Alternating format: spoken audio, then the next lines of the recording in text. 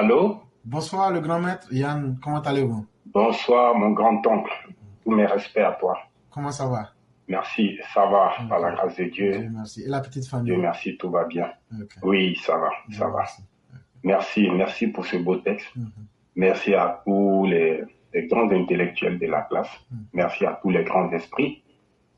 Merci de nous avoir envoyés dans un voyage un peu éducatif, un voyage spirituel aussi, avec le beau texte que tu viens de lire, qui nous permet aussi de, à travers le combat contre la canaille, d'élever nos esprits afin de rejoindre le vent, afin de rejoindre les hauteurs, comme l'aigle royal qui vole très haut dans le ciel, afin d'apaiser, de soulager son âme des pesanteurs physiques.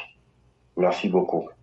C'est encore une fois encore la preuve que on a affaire à un grand homme comme toi, un grand esprit, mais très humble, mais qui finira jamais de nous étonner, de nous surprendre à son érudition et par vraiment son bagage intellectuel dans tous les domaines.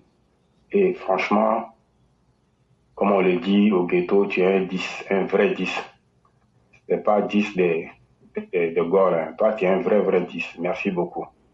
Mon grand-oncle, tu as dit des choses très intéressantes. L'aîné Koulibaly, qui n'est pas un Koulibaly pour rien aussi, a dit des choses très intéressantes. Vraiment, moi, j'aimerais simplement rajouter mon petit grain de sel en disant vraiment que nous devons être heureux. Parce qu'aujourd'hui, la Côte d'Ivoire est en marche. La Côte d'Ivoire a changé.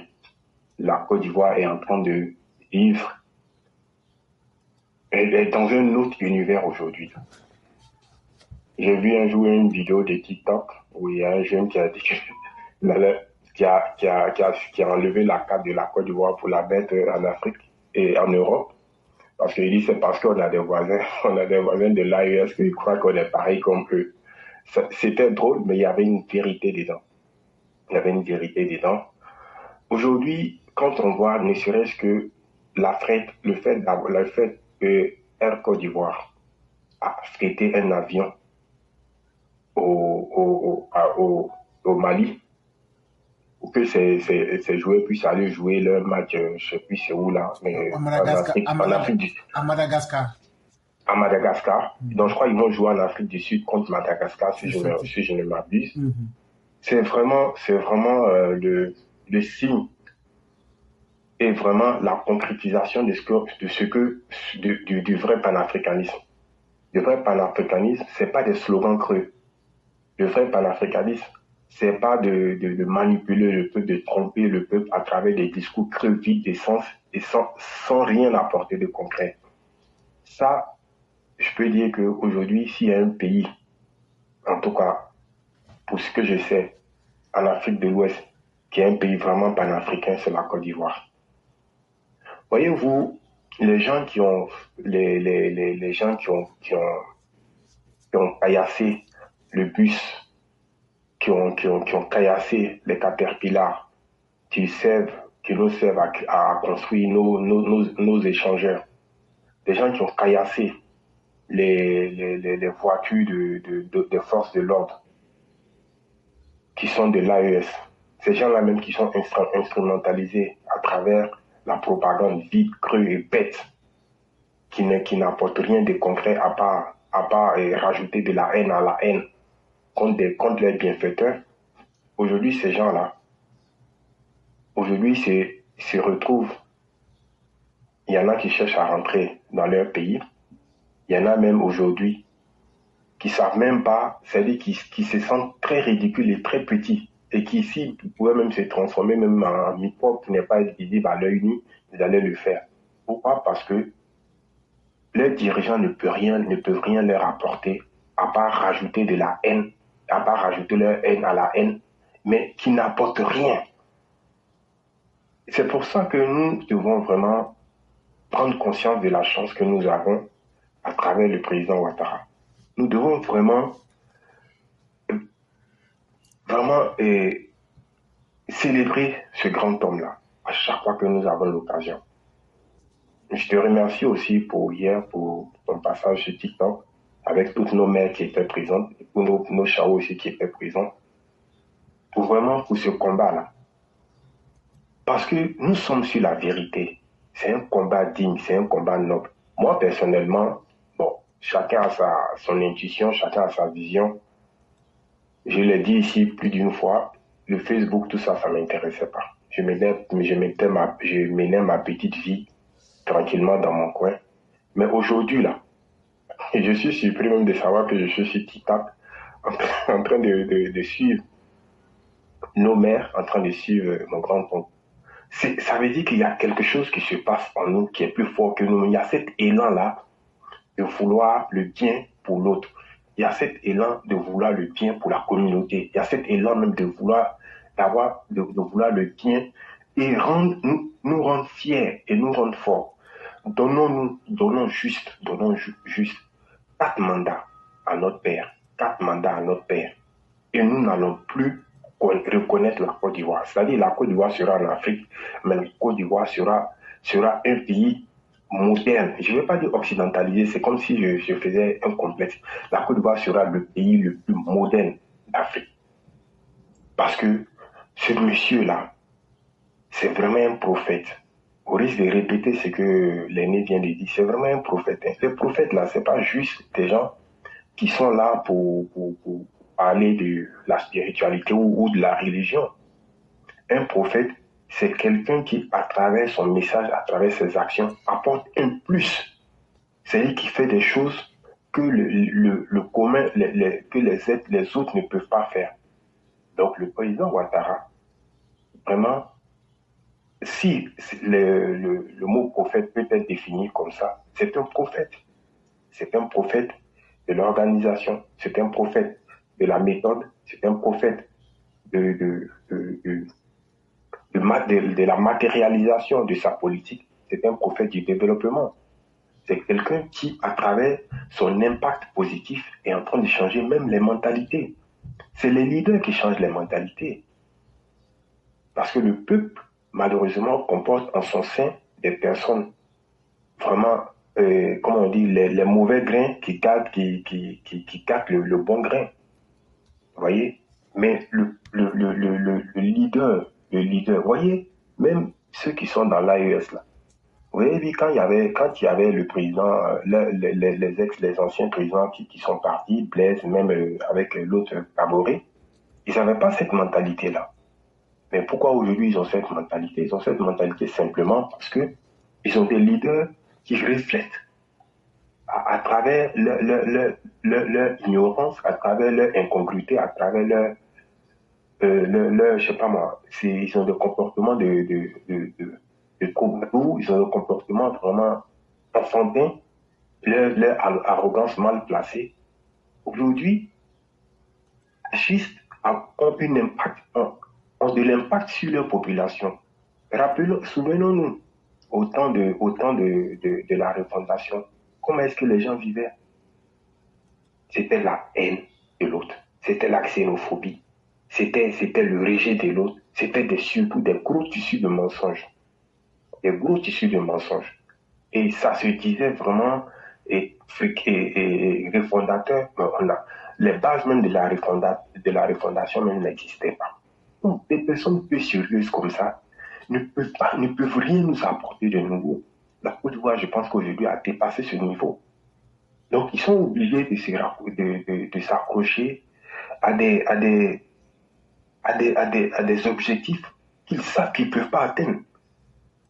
Quand on sort aujourd'hui pour raconter des choses, c'est-à-dire même un enfant même d'école élémentaire, même, il ne trouve pas ça logique. Quand on sort aujourd'hui, on s'en va encore dire, oui, vous savez, vous les Atiens, votre village là, on a déplacé à cause de la colonisation. Je vous dis qu'on est en 2000, des années 2022 là-bas, on sort des propos comme ça. Mais un enfant de CM2 même qui a Internet aujourd'hui, il ne peut pas comprendre. C'est parce que ce n'est pas dans sa logique. Parce que c'est des personnes qui croient que le monde n'a pas évolué. Et dans leur esprit, comme eux, leur esprit n'a pas évolué, et ils sont encore au 11 avril 2011, tout doit être arrêté jusqu'à ce qu'eux, ils reprennent le combat à partir du 11 avril. Comment est-ce que ces gens-là peuvent nous apporter du bonheur? Comment est-ce que ces gens-là peuvent nous apporter de la sécurité? Comment est-ce que ces gens-là peuvent orienter la vision de leur peuple en disant à leur peuple, écoutez, l'Afrique a assez souffert, on le sait. Écoutez, l'Afrique a subi beaucoup d'injustices, on le sait. Mais ce n'est pas en pleurnichant, ce n'est pas en éveillant en nous et le passé douloureux qui va nous permettre d'avancer. Méfiez-vous de tous ceux qui sont là tout le temps en train de ressasser le passé douloureux des peuples africains. Généralement, c'est les pires. C'est eux-mêmes qui cherchent encore à endormir et à endoctriner le peuple en leur disant, ça là, vous ne pouvez pas sortir de ce carcan-là, de ce carcan idéologique qui vous enferme. Quand chaque fois, on vous rappelle que vous, c'est les Blancs qui sont toujours là. On vous rappelle toujours que vous, c'est la colonisation. On vous rappelle que toujours vous, c'est parce que vos ancêtres ont été esclavagisés. Mentalement, on est en train de vous dire que vous êtes condamné à cet état d'être, comme mon grand-oncle disait, vous êtes un étang.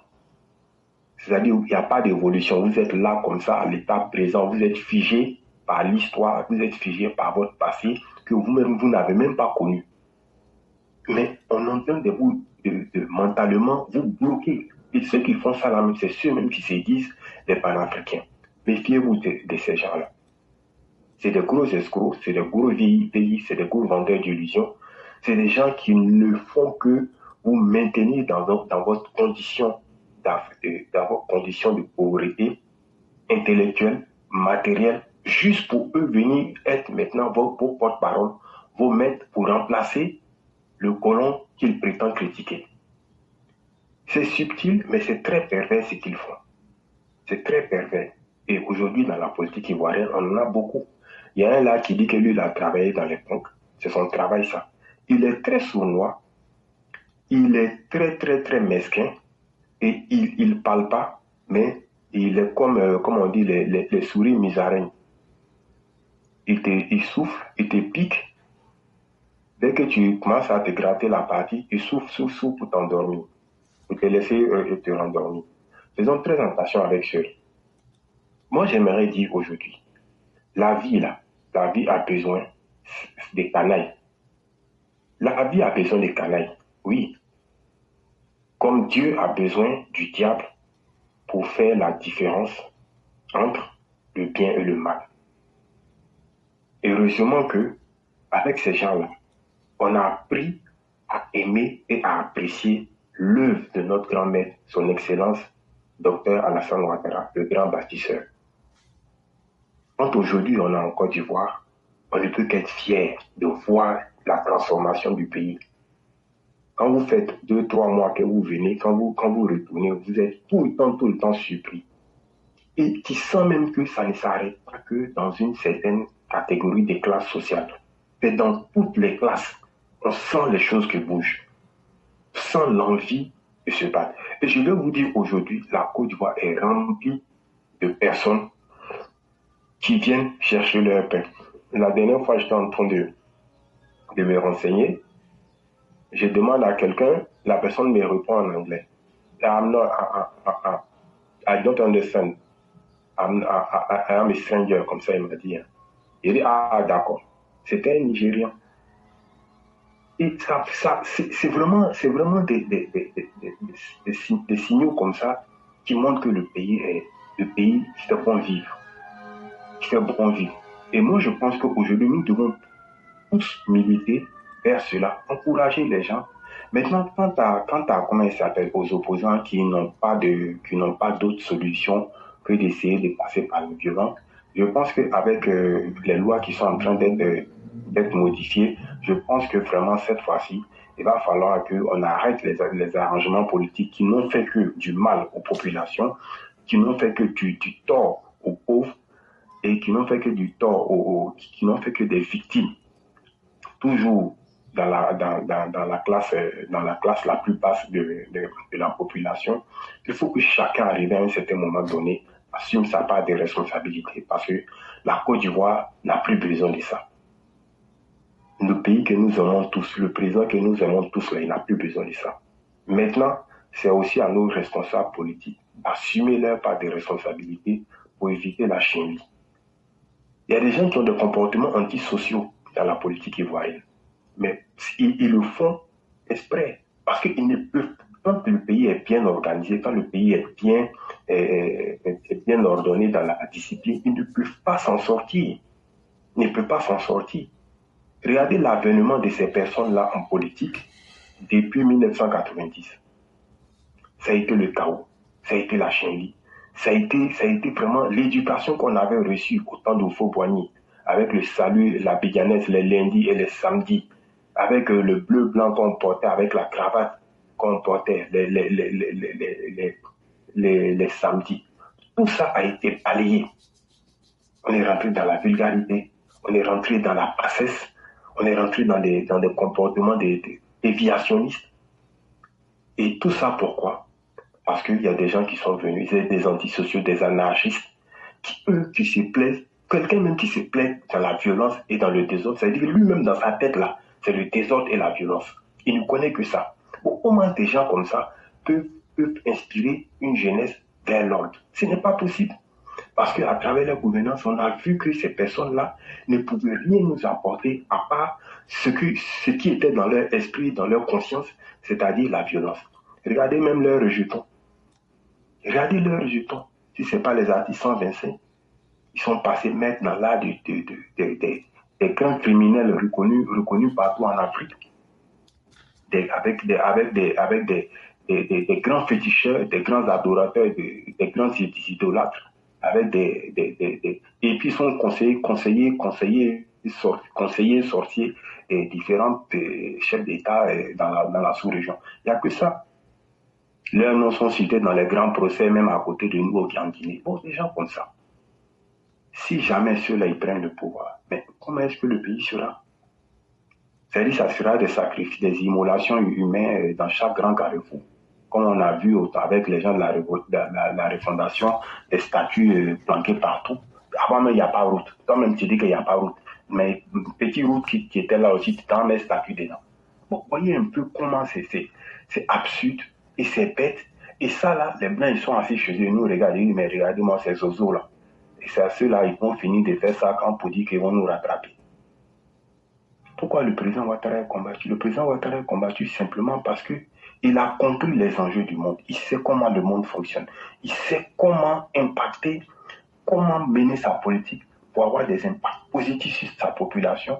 Et il a prouvé à travers son expérience. Donc, moi, je pense qu'aujourd'hui, nous devons le soutenir, nous devons continuer à le soutenir. Et il faut qu'il reste. On a encore besoin de lui. Il faut qu'il soit là et que Dieu lui donne la santé, la longévité, pour que la Côte d'Ivoire nous rende toujours fiers à travers le président Ouattara. Que Dieu bénisse la Côte d'Ivoire, que Dieu bénisse le président Ouattara, que Dieu bénisse les EPV. Merci mon grand-oncle. Merci beaucoup le grand maître Yann. Merci pour ce travail de conscience élevé que vous venez de faire. Merci surtout de mettre les faits en face de tout le monde pour nous dire que la réalité n'est pas aussi loin que nous l'espérons. Seulement à chacun de la voir, cette réalité-là, et de s'en inspirer. Et vraiment, nous ne voulons qu'une seule chose, le bien de l'humanité, la fraternité et surtout l'évolution des peuples et des personnes. Et tous ceux qui peuvent aspirer à ces hauteurs-là, sachez que vous menez un combat qui est juste, un combat qui vaut la peine d'être mené, et n'abandonnez jamais vos opinions. Quelles que soient les difficultés, croyez en vos opinions et exprimez-les. Vraiment, merci beaucoup le grand maître. Et de là où vous vous trouvez, nous allons vous souhaiter une excellente soirée et bien les choses à toute la famille. Merci beaucoup mon grand-oncle, merci à toi. Vraiment, merci beaucoup à toi. Parce que je ne sais pas comment tu fais, je te le dis souvent, mais c'est vraiment ce que je pense. Je ne sais pas comment, j'aimerais si j'avais la possibilité de rentrer dans ton esprit pour comprendre comment tu fais, mais vraiment tu mérites le respect dû à tes actions, dû à ton travail. Merci pour tout. Merci beaucoup. Vraiment que Dieu te garde longtemps auprès de nous. Amen. Voilà. Merci infiniment et qu'il en soit ainsi. Et excellente nuit à toi et bien des choses à tout le monde. Amen. Merci beaucoup.